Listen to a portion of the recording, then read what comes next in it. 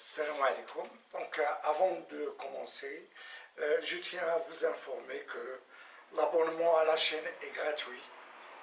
Donc, si à la fin de la vidéo, vous trouvez que c'est intéressant, faites j'aime, laissez un commentaire et s'abonner à la chaîne. Voilà. Donc, on commence à la barakatillah. Donc, toujours la cinétique et chimique, dans l'évolution temporelle d'une transformation chimique. La vidéo précédente, on a vu un rappel sur le dosage direct. Et dans cette vidéo, on va voir aussi un rappel sur la conductance et la conductivité. Donc, ce sont deux rappels très intéressants pour suivre le cours. Le cours qui concerne le suivi temporel d'une transformation chimique. Donc, la conductance et la conductivité rappel. Grand 1, la conductance d'une portion d'une solution électrolytique. Donc, tout d'abord, il faut savoir ce que c'est qu'une solution électrolytique. Donc, une solution électrolytique, c'est tout simplement, c'est une solution qui conduit l'électricité. Donc, si elle conduit l'électricité, ça veut dire qu'elle contient des ions. Il y a des ions aqueux en solution. Et ce sont ces ions qui sont responsables de le fait que la solution conduit l'électricité. Exemple, une solution de chlorure de sodium, une solution qui contient les ions Na+, aqueux et les ions Cl-. C'est une solution qui conduit l'électricité, c'est donc une solution électrolytique. Petit 2, mesure de la conductance d'une portion d'une solution électrolytique. Donc, pour mesurer la conductance, donc on réalise le montage suivant.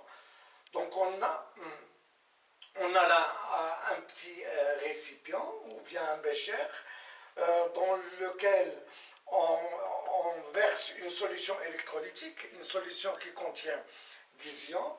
Et dans la solution, on trempe deux électrodes métalliques qui ont la même surface, voilà, l'un en face de l'autre. Et on relie ces deux électrodes à un générateur qui débite une tension, voilà, une tension alternative sinusoïdale. Donc, pourquoi une tension alternative sinusoïdale? Pour éviter des réactions. Si la tension est constante, donc on obtient là des réactions chimiques qu'on appelle l'électrolyse. Donc, pour éviter ce phénomène d'électrolyse, on utilise une tension alternative sinusoïdale. Voilà. Donc, l'ampèremètre mesure l'intensité du courant électrique. Lorsqu'on a un courant alternatif sinusoïdal, l'ampèremètre mesure l'intensité efficace. Ça, c'est le programme du tronc commun. Et le voltmètre, voilà, mesure la tension efficace entre les bornes. Bon, peu importe, ce qui nous intéresse, c'est que, voilà, là on a un générateur, le voltmètre mesure la tension, l'ampèremètre mesure l'intensité. La tension aux bornes des deux électrodes. Et là, on a une solution électrolytique. Donc, la résistance R, la résistance, vous l'avez vu en tronc commun, la résistance R de la portion de la circuit, de la portion de la solution comprise entre les deux électrodes. Donc, ça veut dire que cette solution comprise entre les deux électrodes. Voilà. La résistance de cette portion de solution, elle est égale à U sur I. U, c'est quoi? C'est la tension entre les électrodes, et I, c'est le courant électrique qui traverse la solution entre cette électrode et cette électrode. Ça, c'est le programme du tronc commun. Donc, R est égal à U sur I. Voilà, la loi d'Ohm. Voilà, l'unité de R, c'est en ohm. On sait que I en ampère, la tension en volts, et R, c'est en ohm.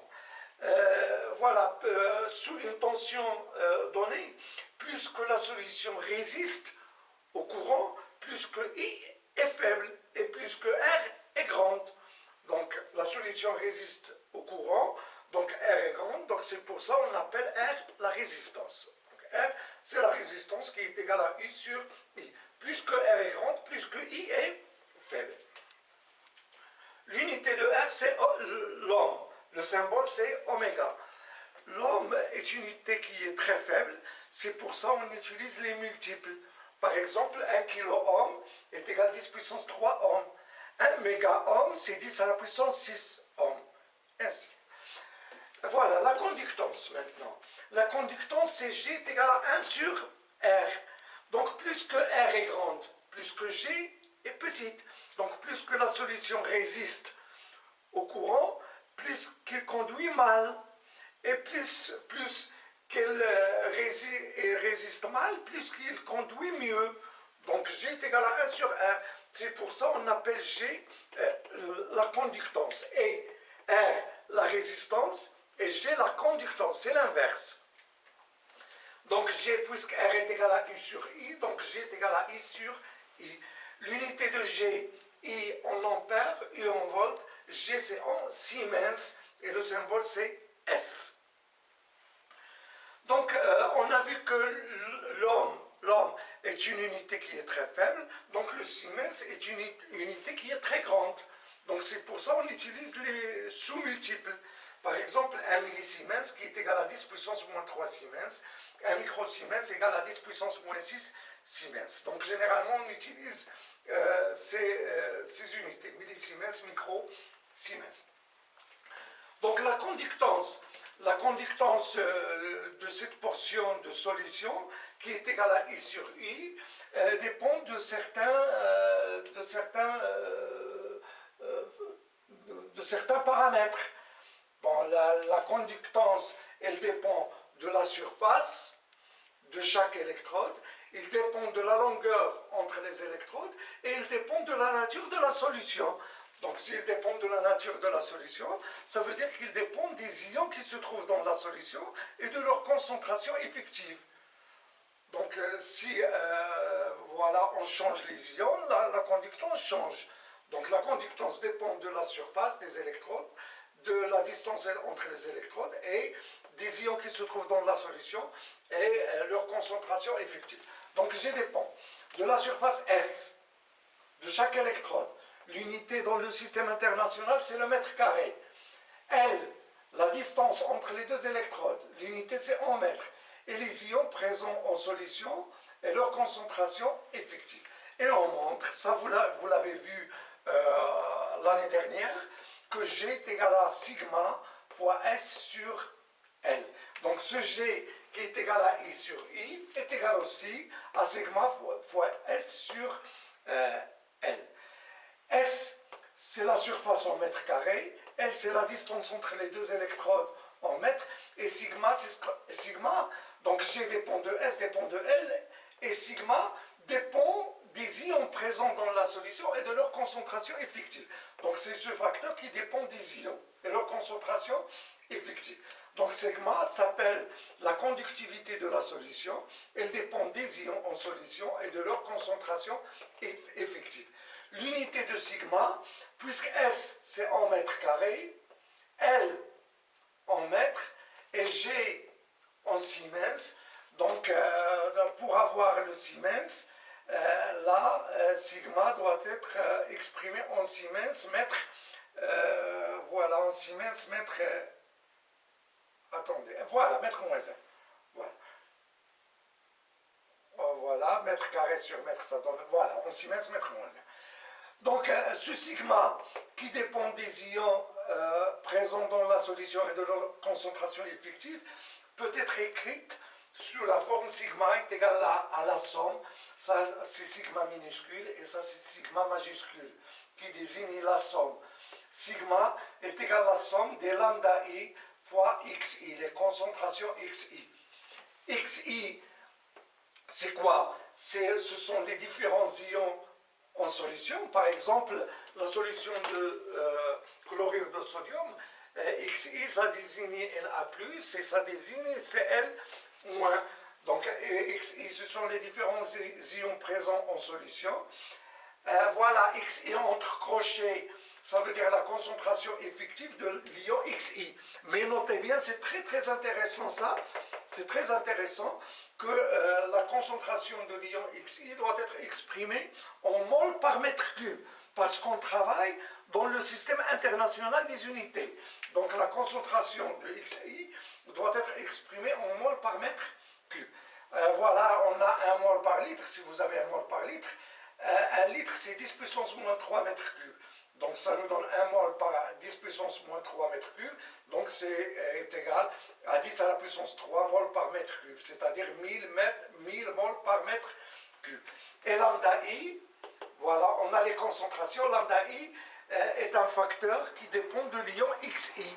Et c'est ce qu'on appelle la conductivité molaire ionique de l'ion Xi. Voilà, ça représente l'ion.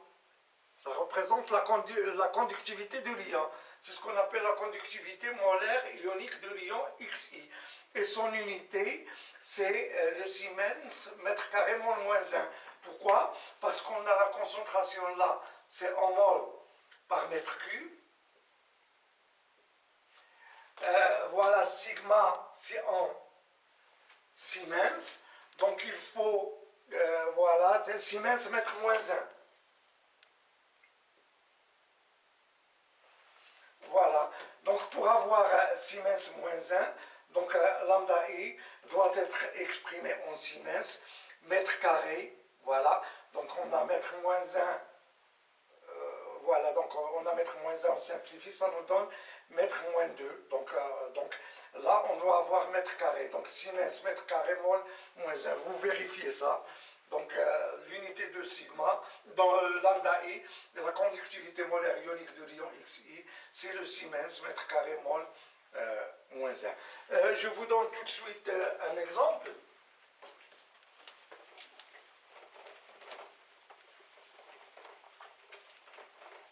Voilà un exemple. Si vous avez par exemple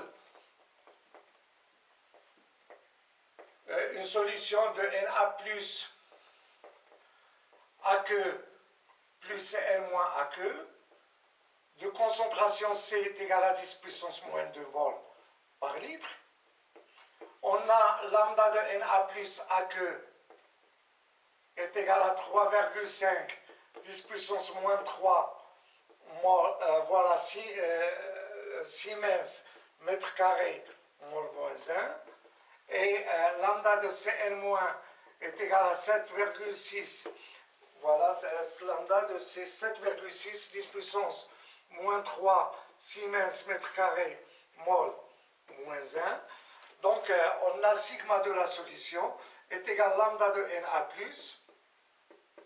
Voilà concentration de Na plus lambda de Cl moins fois la concentration de Cl moins. Puisque les deux concentrations sont égales, est égale à C, donc sigma est égal à lambda de Na plus lambda de Cl moins fois C. Et on a C égale 10 puissance moins 2 mol par litre. Donc on doit multiplier par 10 à la puissance 3 pour avoir en mol par mètre cube. Donc c'est 10 mol par mètre cube. Donc on fait le calcul. Sigma donc est égal à 3,5 10 puissance moins 3 plus 7,6 10 puissance moins 3 multiplié par 10 et tout calcul fait, ça vous donne sigma est égal à 0,126 Siemens mètre moins. Voilà.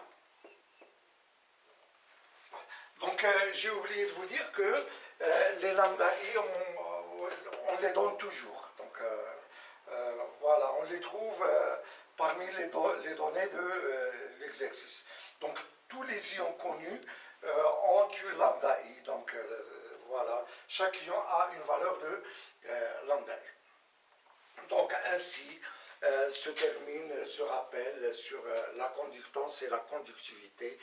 Et n'oubliez pas encore une fois de faire j'aime, laisser un commentaire et s'abonner à la chaîne. Et à bientôt.